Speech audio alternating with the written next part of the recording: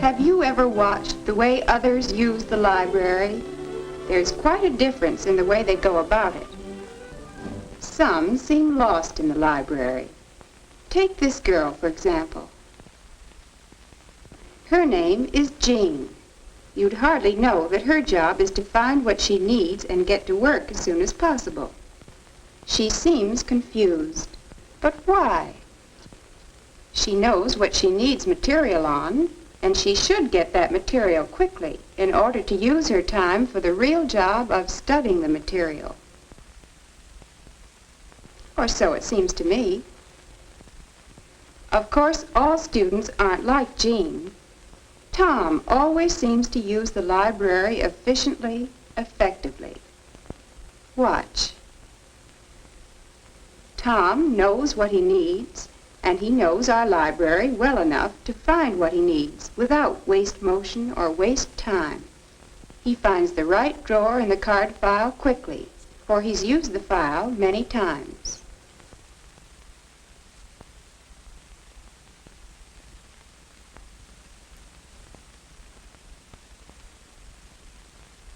He records the call number completely, and he's ready to find the book he wants.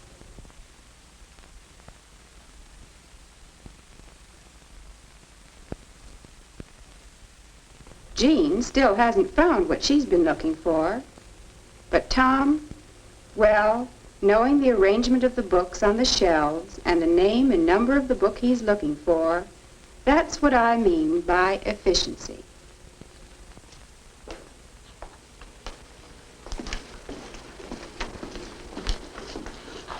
Well, that's all right. Mine may take time.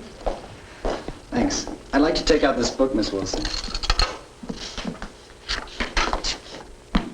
Here you are, Tom. Thank you, Miss Wilson. Yes, Jean. Have you a book on the life of Nathaniel Hawthorne? Why, I think we have a number of books you could use. Would you like me to help you find something? Would you? And while we're about it, perhaps I could show you a few things about how to use a library efficiently. I guess there are a few things I could learn. Let's begin at the card catalog. Of course, you know the various ways we list a book in the card catalog. By subject, by author, and by title? That's right. Now, suppose you look for a book on the life of Nathaniel Hawthorne. Now, the first thing, Jean, is to really get to know this card catalog. You should be able to put your hand on just about any drawer you want. Let me show you. You select a subject. Well, how about the Scarlet Letter? All right. We want the S drawer. S for Scarlet. But the title begins with V. Yes, but in our card catalog, we disregard these, ands, and A's, so we look in the S drawer. Here we are. This is a title card for The Scarlet Letter by Nathaniel Hawthorne. That was quick. You should be able to find cards that efficiently. Now you try it. Let's see. I want the H drawer. H for Hawthorne. Now it ought to be H-A. H-A. It ought to be in this section. H-A-W. Hawthorne. Here it is. Let's see. No, this isn't it, Jean. No? No, this is an author card for the story Great Stone Face, written by Nathaniel Hawthorne.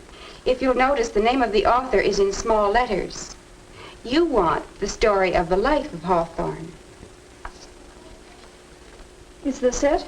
Yes, this is a biography. Now, can you notice the differences? Oh, the name is in capitals and in red. Is that what you mean? Yes, that's right. In some libraries, we mark subject cards with capitals, in some with red. Now, what do you do next? Oh, look for the book? That's right. Only to look efficiently, we'd better take the number of the book. Oh, all right. Do I need all of the number? Yes, both lines. We'll see why a little later.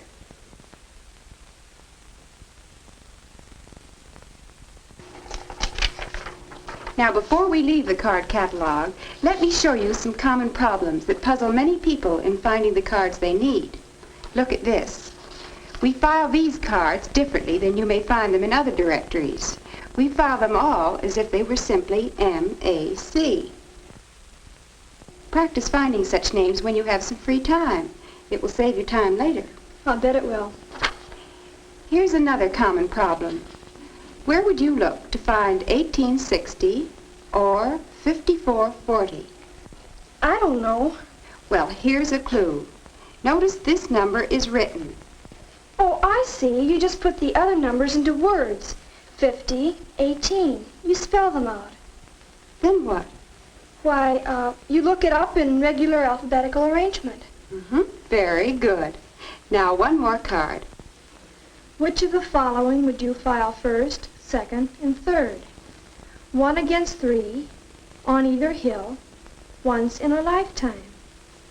How do I know? Here's a clue. We file by word, not by letter. But that's one for you to work on. Now, what do you know about finding the books on the shelves? Well, I know they're organized into sections, 100s, 200s, and 300s. Is that what you mean? Part of what I mean, Jean. Have you ever noticed this chart? It's a summary of the organization system we call the Dewey Decimal System. Use it, study it, and become familiar with it, especially those sections you use frequently.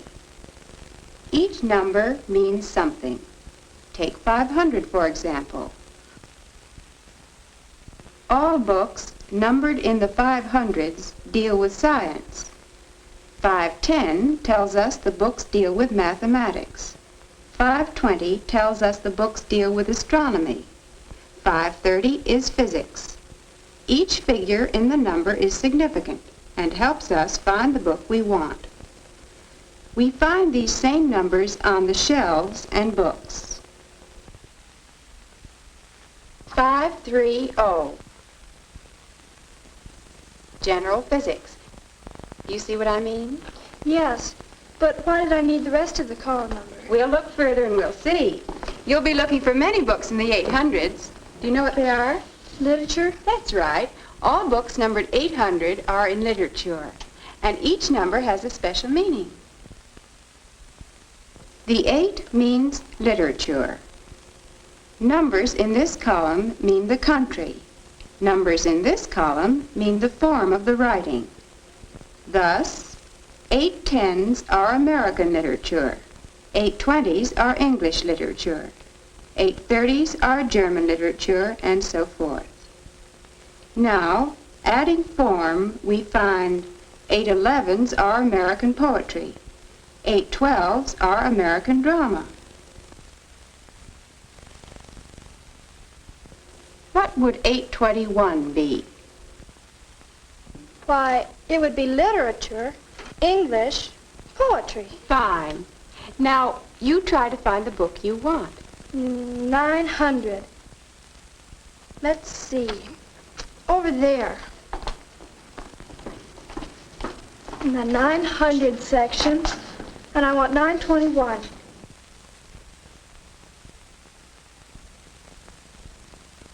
Here it is. But this isn't the book I want. Better use all the call number. The second part helps to locate a particular book. In biography, the first letter of the number refers to the person written about. In other books, it refers to the author. H31H. Here it is. This is it. Say, that wasn't so hard to find. And thanks, Miss Wilson. I'll remember what you've taught me. Of course, this is only the beginning for Jean. She has much more to learn, such as the arrangement of fiction, but she's made a start. Before long, her searching for materials should be quick and efficient. Yes, so many of us need to know the organization of the library, so we can give our time to studying materials instead of looking for them. It can be so easy. Understand the card file. Know how to find what you want quickly, efficiently. Learn the system we use in arranging the books. And develop your skill in finding the books on the shelves. With this beginning, and with practice, you can master the organization of your library and turn searching time into study time.